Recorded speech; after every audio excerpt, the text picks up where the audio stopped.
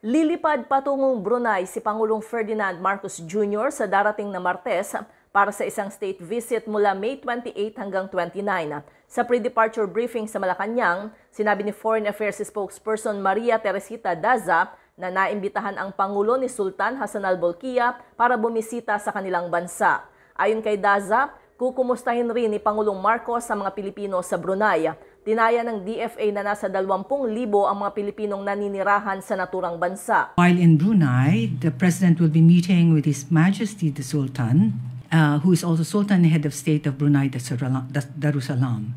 The President will also meet with the Filipino community, where he will highlight the contribution of more than 20,000 Filipinos currently residing in Brunei. Mula sa Brunei ay didiretso si Pangulong Marcos sa Singapore. Ayon sa DFA official, magsasalita ang Pangulo sa 2024 International Institute for Strategic Studies o IISS Shangri-La Dialogue.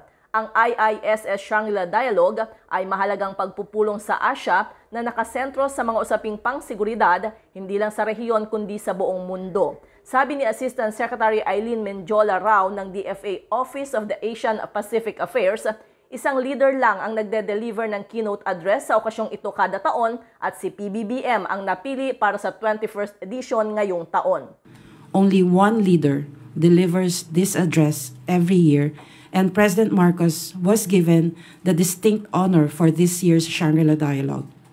As Ambassador Daza mentioned, this dialogue is attended by multiple stakeholders in the defense sphere, ranging from heads of governments, heads of states, and defense ministers to industry players.